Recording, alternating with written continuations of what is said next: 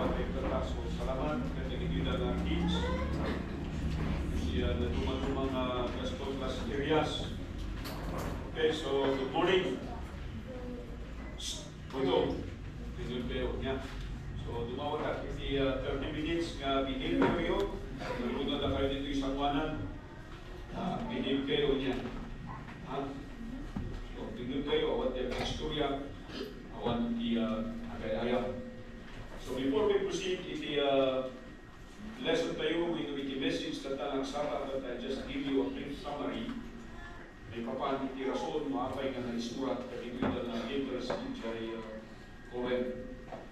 Iti church jay Corinth, narabiyan ni Apostle Paul iti missionary journey na sometime about AD 52. Iti AD 53, nagbaling na talong at tawad na ito yung simbahan, at nagkaroon iti problema. Kapot jay rason yung surat na iti 1 Corinthians, ang dadang ito yung leaders na surat naman iti tumagder na mag-ilate iti simbahan dito yung Corinth nga nagbalingkit na sina-sina. So, na-factionalize, na-divide, na dito yung church ni Jay Corinth, kapag kadagito yung leaders. So, na dito yung itibantayan ko nga, iti-met in church. Saan na Jay, kaya preference, iti may sa, iti-ipabilit na, doon ka tayo pag-ayatan, iti ako. Ito iti ka po, ay surat na Jay, first letter, para Jay Corinth. Because ito actually, 2 Corinthians is actually third letter na ito yung mga, or fourth letter pa yun. Nakita po na lang surat na ito is sometime 2 years after na surat na yung first letter to address the division in the church. But imbis nga di garot sumaya at sitwasyon nagbalik nga worse. So nga dahil damong Jesse Baruno nga surat kaya ito na isuda ito yung nagulat isuna.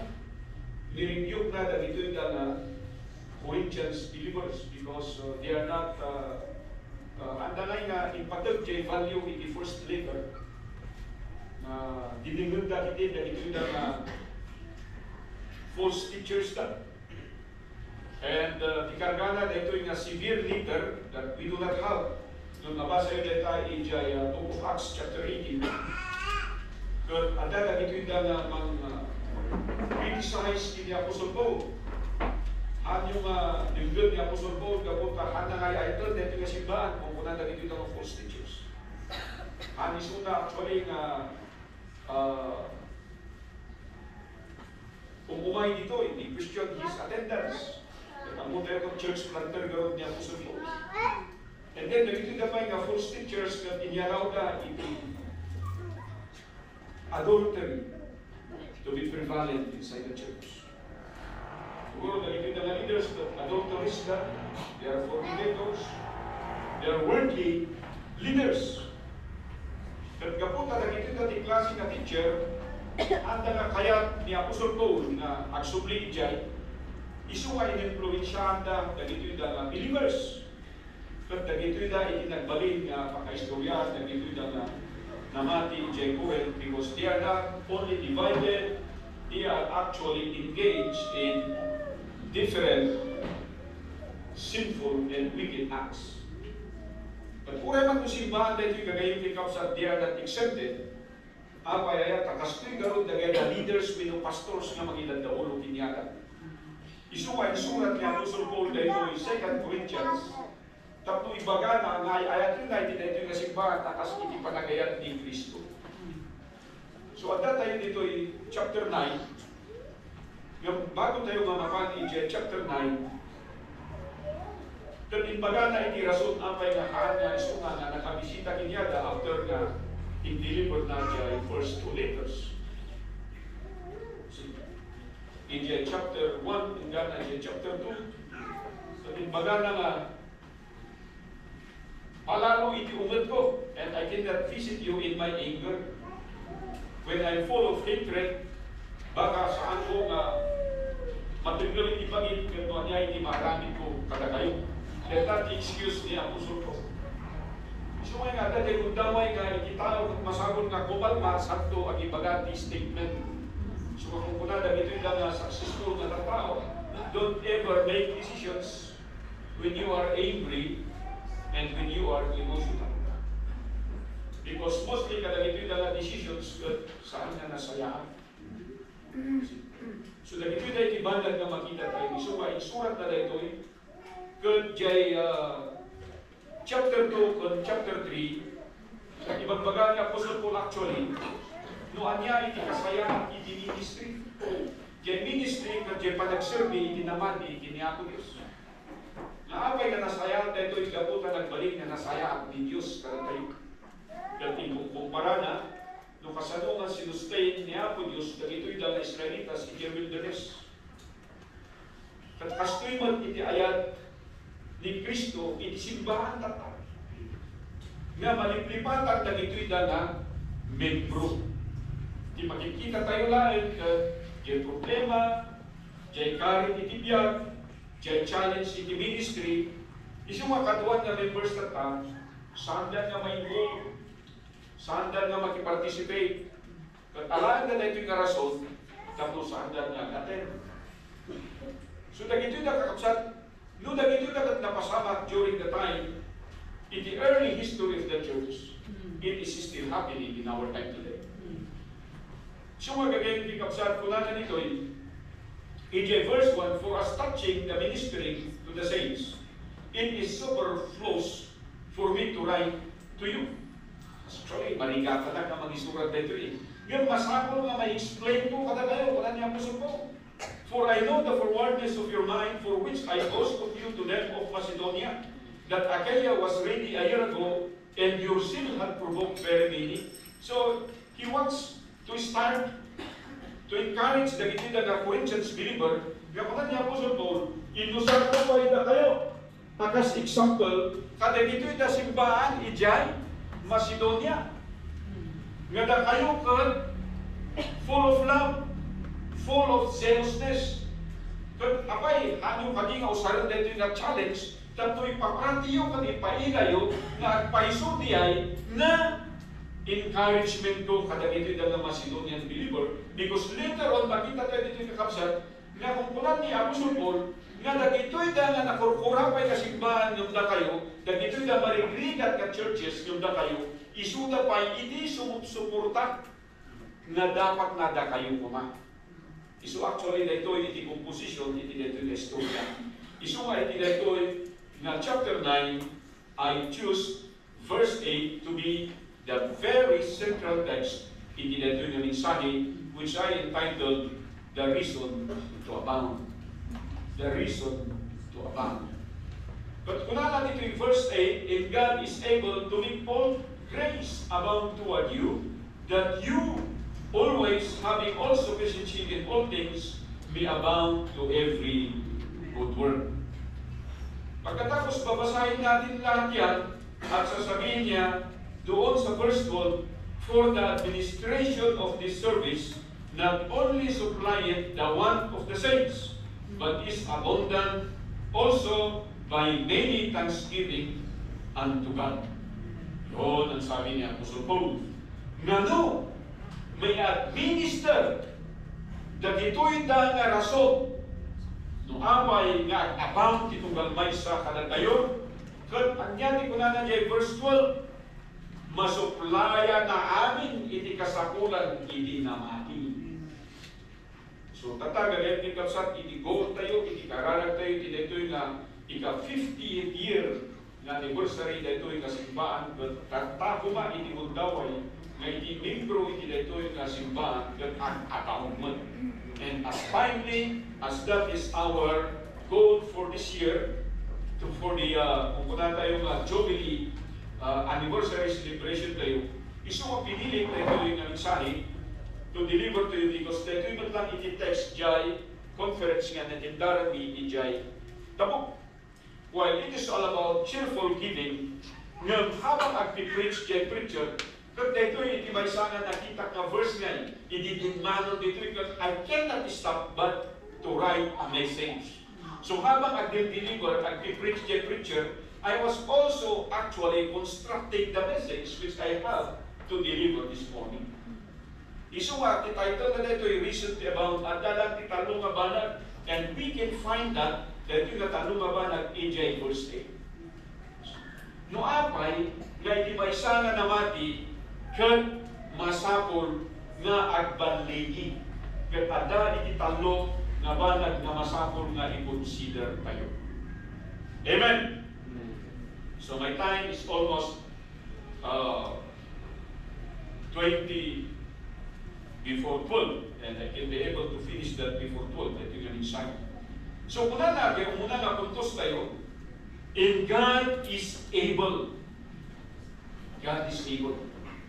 So ibig sabihin yan, the reason to abound, we have all the reason, we have all the resources. We have all the riches to abound because of the source. Mayroon pong source. Hamday makuna nga awag ti source mo gamin, ada iti source tayo. No kuna tayo nga source, ada iti resources tayo. Iti maysa nga kuna tayo dyan nga pagminasan, saan ka mabalin nga agminas no awag iti resources mo. Isuwa iti number one nga birukot tayo, mas lagi ito'y init tayo nga mangkayan, ayan iti lugar nga pagminasan, kapag iti maminas. Isu nga birukot, dahil nga, ayan iti naba, sa kanto agminas, saan nga mabalin nga agminas ka no, awan iti naba. Awan iti kuna tayo nga ore reserves. Dapat na ada iti resources mo. Hanga mabalin nga garden ka, no awan iti mula, right? Are you following? Saan nga mabalin nga kunang garden ka, katada kay Jay Baybay. So dapat na fishing the ego niya because Jay source mo, kat ayan iti, ganun. So you are going to use Jay source mo according Jay requirement mo. Kat dito yung versikulo, inladawan na kada tayo that God is able. So the source is able. Walang imposible sa Panginoon. Walang hindi kakayahan ng Panginoon. Para ang isang mananampalataya, isang Kristiyano, ay hindi mag-abound o hindi mag-succeed. God is our source. At mag-ingat po tayo, baka ginagamit natin ang Panginoon sa salita lang, pero ang source pala ay ang ating sarili. Makinig kayo dito. Because yun ang problema ng mga Corinthian believers. Yung first letter ni Apostle Paul, una pa lang, na-inspire na ngay. Yung saan ka na nagbalik nga consistent, saan ka na kininul niya as commitment ka itibyan. Isu nga resulta na diay, nagpatuloy kay division na, gana nagbalinan nga bad testimony iti simbahan. Pagpunan nga po sa Paul dito, 2 Corinthians, saan nga dapat tayo ipagbanagan nyo because you have been an encouragement to the believers in Macedonia. Na kayo, tinusar po nga example, lagi pa nyo hindi nagrugrugi tayo, kasjay kayo makabilang, kasjay kayo maka-faithful, nang apay tatata bumaybayag, sumabsabani kayo. Kadeta, di kinapuno. Imbis nga paka-faithful tayo, haan tayo nga kasjayan. Agbalbalin tayo nga relax. Agbalbalin tayo nga sadot. And yan, sabi dito, haan nga day bagiyo kung makikita nyo. Actually, tinapasama kada ito'y nga believers in Jaykuren, linmas tugda. Instead nga, balita nga humble, nakita da jay bagida, nabaknang da nga simbahan kumada, at aduti maramidan da, but the more they boast of themselves, sabi niya Apostol po dito, yung boasting nyo ay hindi patungkol sa sarili nyo, o kaya sa kakayahan nyo, kundi sa source dapat. At ang source na yan ay walang iba kundi ang Panginoong Diyos. Are you following? Isungay nga iti maysa nga Kristiyano, malabdan tayo iti lumasto, malabdan tayo iti agbakislay, malabdan tayo iti agribilti, malabdan tayo iti basol, no kanayon nga tumangat tayo tiniapo Diyos, kat kuna tayo tinbuana, sika ti nagapuan tayo tinabiyag, sika ti kapuna apay nga nasarunatan. Sika tiga po na apay nga napigsa. Iso anyaman ti aramigan tayo dito'y andala ka iti panagyaman. Agimula ka, apit ka, agyaman ka kini Apo Diyos. Agtrabaho ka, asyundo ka, agyaman ka kini Apo Diyos. You raise a family and they become godly, agyaman ka kini Apo Diyos. Nung apay nga saan nga mapaspasamak na gito'y da, because of a problem. We are not looking to the source. We are looking to ourselves. See? Iso nga kunana dito'y, now he that ministereth seed to the sower, both minister bread for your food, and multiply your seed sown, and increase the fruits of your righteousness. Tingnan nyo ito. Pag magtitiwala tayo sa source, ano yung magiging resulta? Napakatindi. Mayroon pagpapala sa ating pagtanim. At nagbubunga ito, hindi lang yung literal na magandang bunga at magandang ani, kundi righteousness pa. Amen? Problema kakapsat, habang kani umasasinso tayo, nagiging righteous tayo. O nagiging mayaman tayo. Kunak kinimera. Pilit na nga mapadya Manila. So, ako nabalinag. Dahil tamang ipinili mo. Kunak kinyana, if you go there, attend a church, or in isang church na nagsisimula, isang church na mahirap. Huwag kang mag-attend sa malaking church kasi yung andun sa Makati is Bethany. Kasi pag andun, anong makikita mo doon? Pihira. Napakaraming tao. Napakayaman na church. So anong makikita mo doon? Makukomfort ka.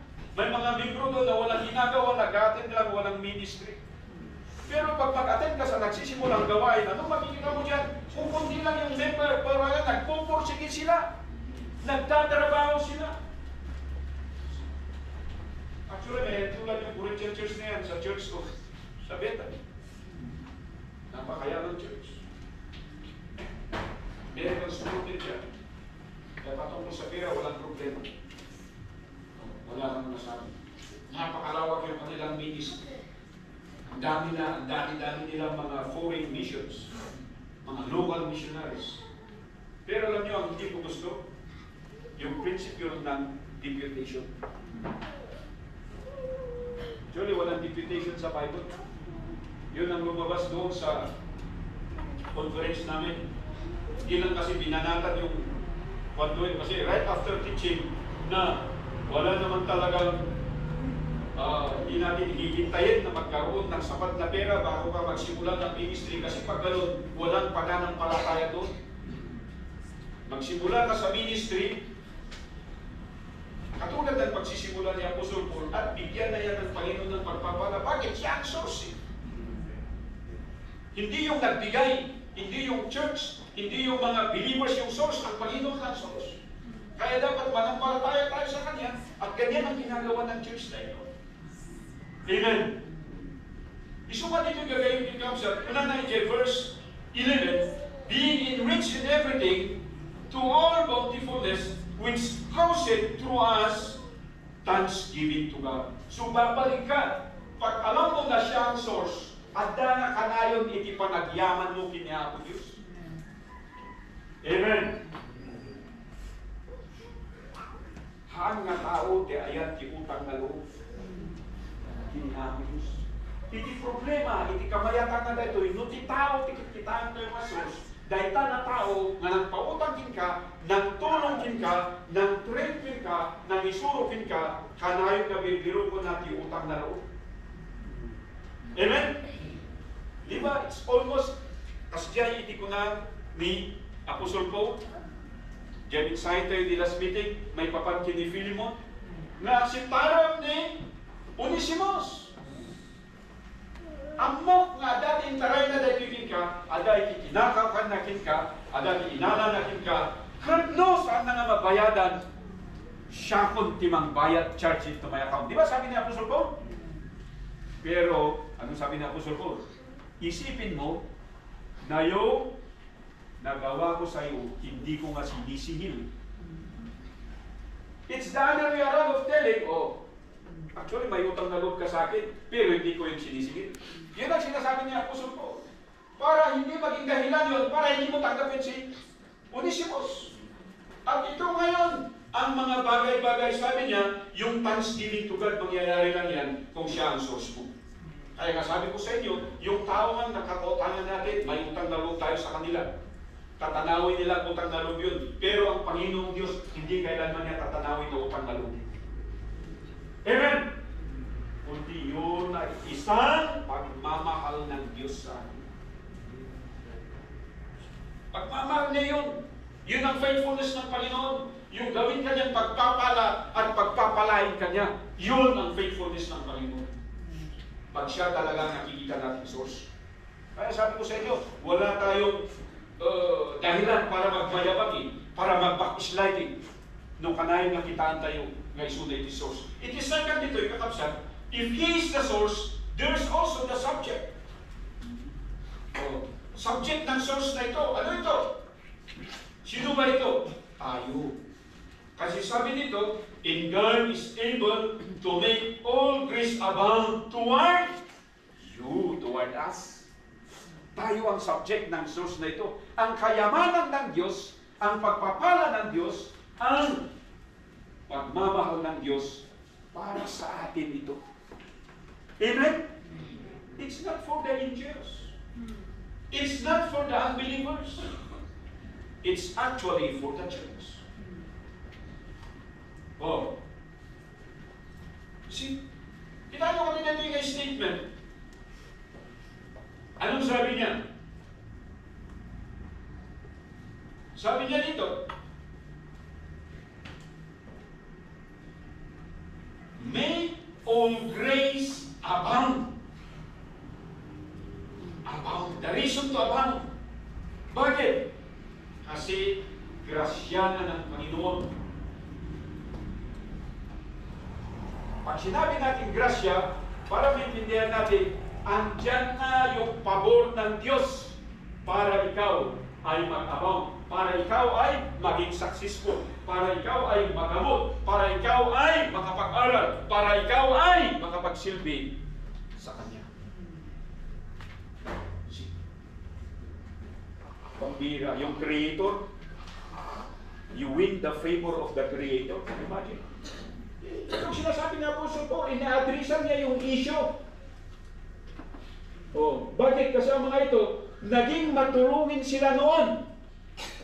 They helped the poor churches in Macedonia, pero ngayon, tinatalo sila ng Macedonian believer. Bakit sila natatalo? Kasi nagkanya-kanya na sila eh. Nakalimutan na nila ang Diyos, nakalimutan na nila ang source. At yung nakikita nila, yung mga pastors nila, yung mga leaders nila, na hindi naman nagkakaisa, nagkaaway-away. Kaya nga pinupoint out niya eh, magkakaroon lang ng aboundment, magkakaroon lang ng blessing, magkakaroon lang ng tagumpay sa buhay ninyo kung kikilalanin niyo na ang Diyos ang siyang source. At pag nakilala mo na ang Diyos ang siyang source, anong sabi niya? Magiging possible na yung grasya niya sa atin. Makinig kayo dito. Sabi niya dito, babalik tayo doon sa verse 7. Every man, according as he purposed in his heart, so let him give, not grudgingly or of necessity, for God loveth a cheerful giver. Kung minsan ginagamit natin ito para sa offering, pero hindi lang yung giving na ito, even our time, ourselves. Huwag kang mai-involve sa ministry kasi kailangan ka ng ministry. Baliktad po yun. Magsisilbi tayo sa ministry kasi kailangan natin ang ministry. Kaya maraming Kristiyano ang nababagot, nabubor, because they think they are important in the ministry. Sasabihin ko sa inyo, ang ministry ang importante para sa atin. Kailangan natin yun. It's not the other way around. Kasi ang pagtingin natin, if we look at a ministry as a necessity, kailangan natin, kasi sabi dito magsisilbi tayo ng bukal loob. Hindi tayo nabipressure, but we will serve voluntarily. Kaya marami sa atin, minsan, pinapagalitan ko itong mga young people. Bakit? May part kayo sa play, may part kayo sa special number, pero hindi kayo naiipon on time. Naintindihan nyo? You are not coming in unison sa schedule ng iyong practice. Merong nag-absent, gagara na nag-absent. Why are you doing it? Because you think you are important in the ministry. Let me rebuke you today. You are not. The ministry is important to you.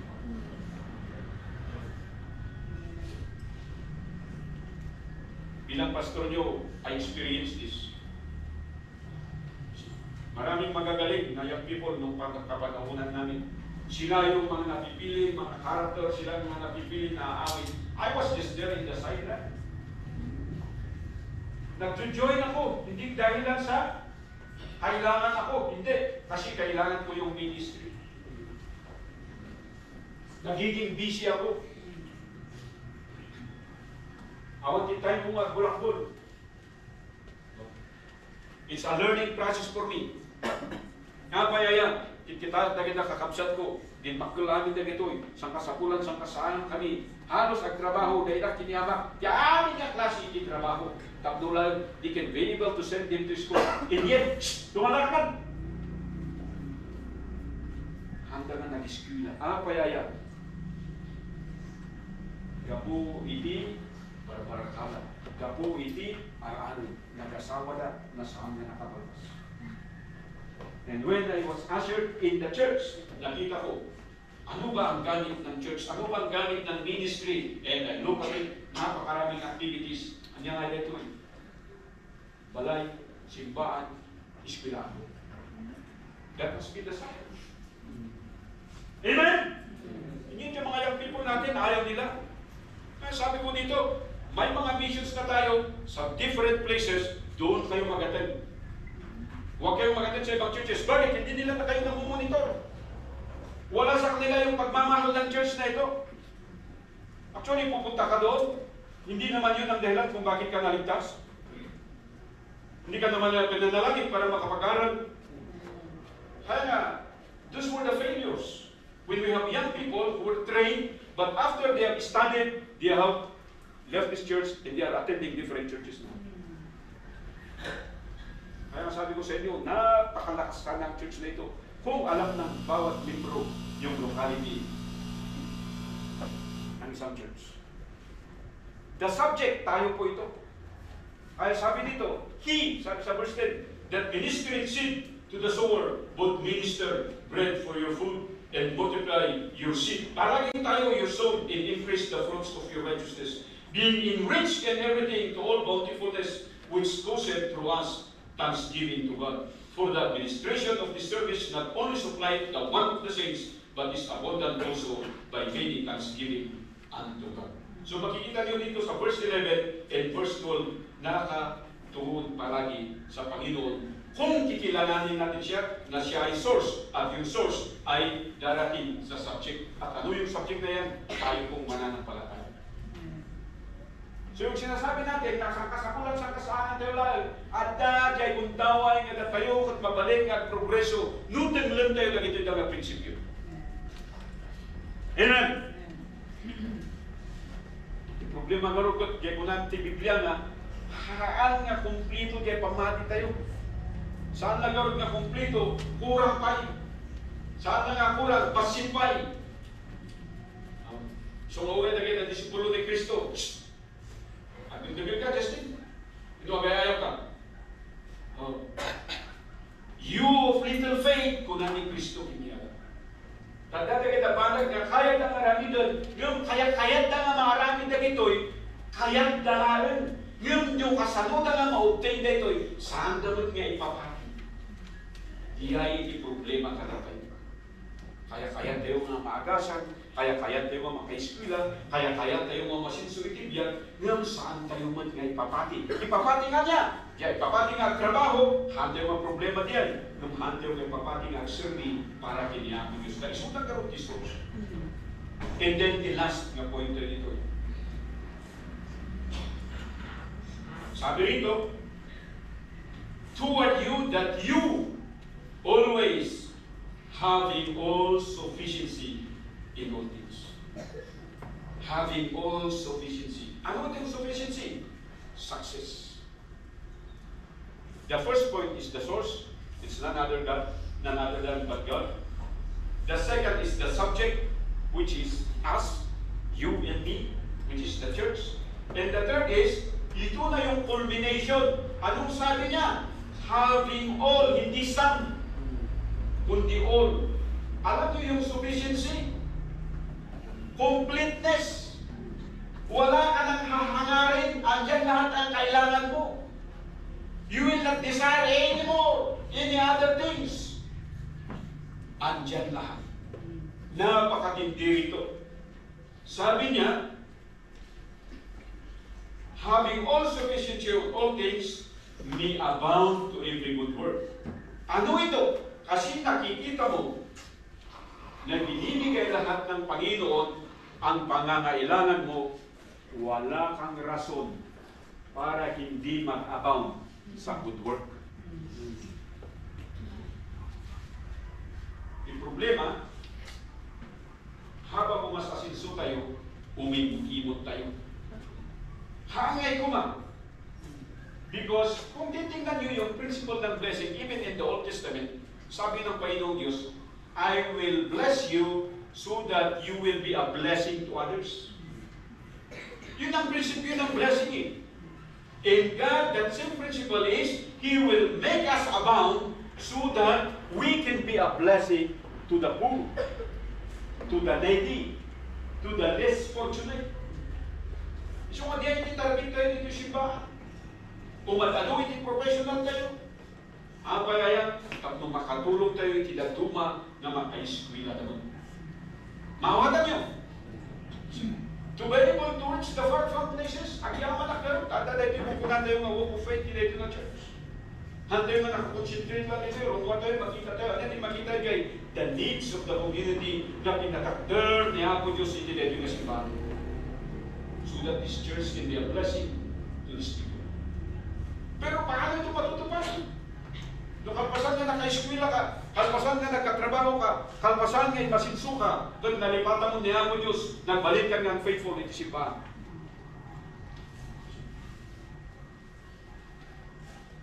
Anong mangyayari? Kitaan niyo, itisumbat na nito. Una na niya, verse 13, whilst by the experiment of this ministration, they glorify God for your professed subjection unto the gospel of Christ, and for your liberal distribution unto them, and unto all men. Ano yung magpagana dito eh? Actually, nagbayad dito yung nakari.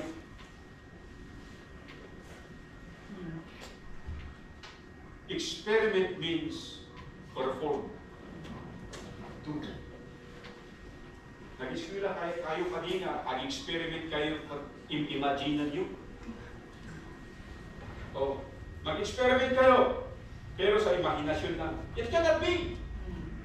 Experiments means performance. To experience it. Amen? Pag na-experience mo ito, anong mangyayari? Ito na. Makakatulong ka sa hindi lang ilang tao, but unto all men. Kasi sabi doon sa verse 14, and by their prayer for you, which long after you for the exceeding grace of God in you, thanks be unto God for His unspeakable gift. Sino ba yung you na ito, na yung ginagamit na their prayer, itong ibang tao ito, ito actually, at tinutukoy niya, yung mga Macedonian churches.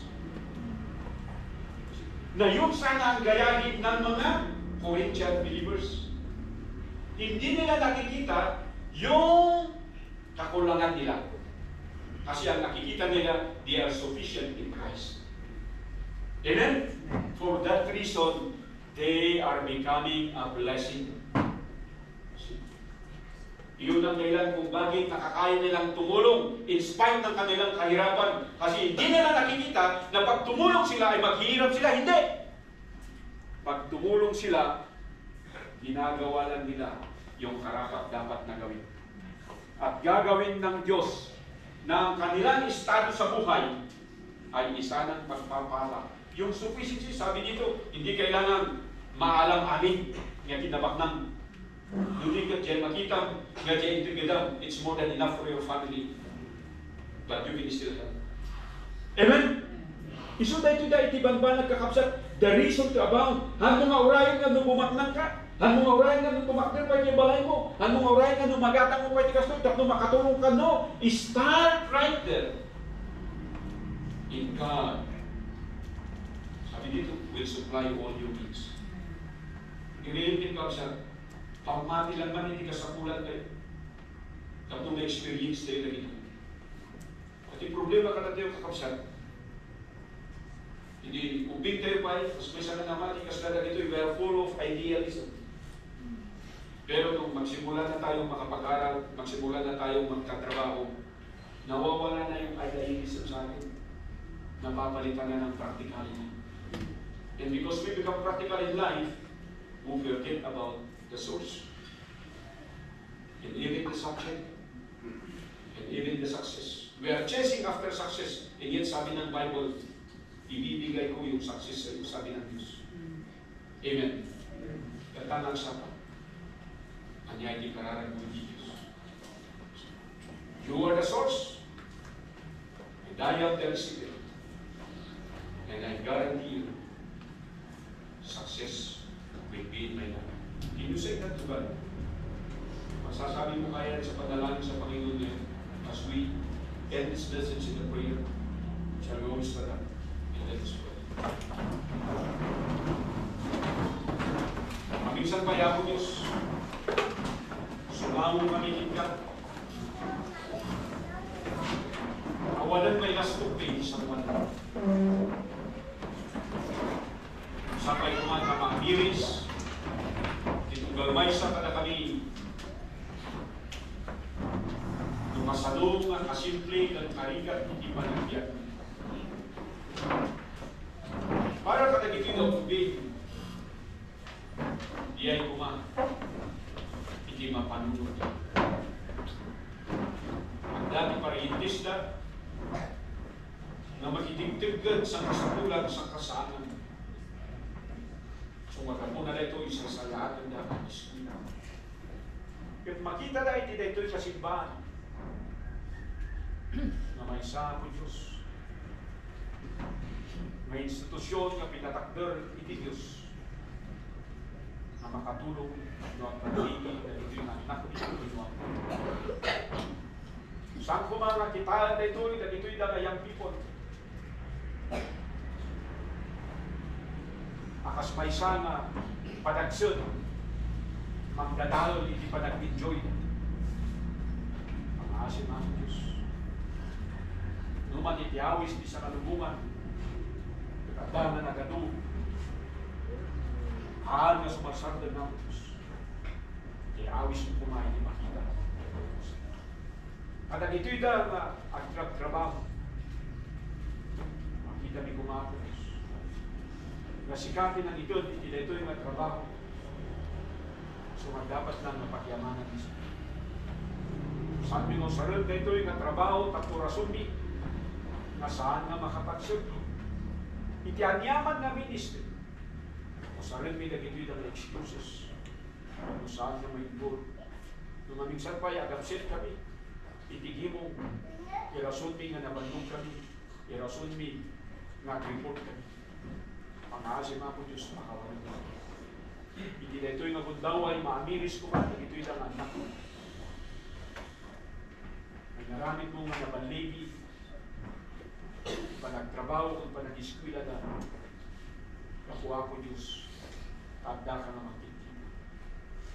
Sapay kumata saan na malipatan, na ito'y lang.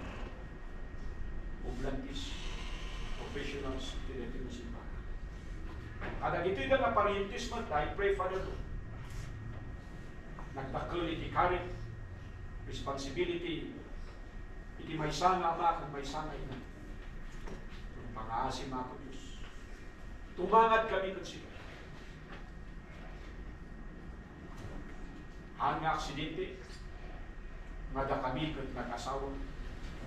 Pinili mi dito, desisyon mi dito, kat katuwa mi sila. Awan ko mati may rason mi. At no ko nami, nga dagamin na ito yung anak mi. At dagamin, di awir mi. Dagamin. At ito'y na ako Diyos. Problema yung pamilya. Ang asim ako Diyos, saan mo ngayon palubos na ito? Kung saan minut na na rason. At no saan na makapagsalita siya. Hindi na ito'y nagsapa. Awisaw na dito'y danan na. May nagkararang. Ang ikumitar, itibiyag na. Iti trabaho na. Iti eskwela na.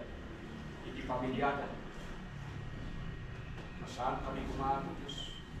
Na sumarsardan na magidaydayaw, magitantanog, na nagsirsirmi, dinasaguan na namin. May you bless this invitation. Kanya, may kararang yung pagkakasal. As we end, ito yung morning service. Kanya, kaniti, may pagdaw mo kanya ako Diyos. Pagpatuloy ka kanina, gasraso. Pagpatuloy ka kanina, birbirok iti excuse me. Ano saan na makapagsalita? Ano ko nang tatapos Diyos niya? Forgive me. You are the source. Iti amin. Kaya na ka, masila lang. Yaman na, nakabalo ka ito. Makalutuwa, iti kanan, iti agsapa, aldaw kung pagrat. Nasa lumatak na may dito, iti kapukod siya. Kawanin siya. Nadintong iti kundaw, iti biyan. Naman iti patas ko. God wants to restore us in order for Him to give the blessing in our life. Without restoration, without repentance, His blessing will never be effective in our life. Ito yung nagsapang niya tinitara. Yamang kami ako, Diyos. Parang karin mo ka lang. Unay ko malay ko. Nabalunan mi, tilasot at mga domingo. Pag magda kami na natigkar, kasmay sa nga naman. Saan kami napasok? Kaslati, nagito'y da mga provincial believer. Nagidwag-idwada, nabingay-bingay da, at ay dipinpiliyon da. Adu-adu tirasod da. Pinagpaiskuan na letapos, nalipatan da. Kasi kagaya ng Diyos, mga kabanin, magsusuklay, ikibiyag sa lunan, sa namin na resources. Sapay kumata saan nga mapasama ka na kami, kadidilin di masipa. Naasim ang Diyos. At dahil dyan, kanang, maksiptar mo man ang kada kami. Kasi igas mi, iti pamakawan, iti unfaithfulness, iti rebellious kami, iti murmuring kang complaining. Ito'y ako Diyos, nalagaw. Tulungan na kami. Balik ko mga nagaligi, yamin yung kameramidal. Nagro na ako Diyos. Balik kami ko mga blessing. Iti kaduma katatawa. Nagro na ako Diyos. Ito yung mapamati. Makita ko mati yan. Salamat. Supaya kang yawi kalagay ng anak mo. Kasi may dahil na naragsak. Mas tama yung panagawin mo. Ipahay mo, panakaagas, yaman tiripintal. Ipahay mo ako Diyos. Itital na kang kapya. Iti unag, iti pamilya na nakuha iti problema. Naguna iti sa unag, daman ka sa sagabang katapos. Mas tama na ako Diyos, iti sumbak. Iti kakararag na mapagni. Ibaga-baga kang siya. Inagsama ka ng inagin. Sama kang mga mga. We know, Father Lord, may success. Available, ibiyag ito mga maysa. Ang tungpal kami lang ako Diyos, hindi pag-era. Ang bumi ako Diyos. kasumbatan mo di amin nga ito. Ito ako Diyos dinawat mi, tinagan ni Kristo mga kasalanan ni. Amen. And amen. Thank you, Shane, for a while, and we will have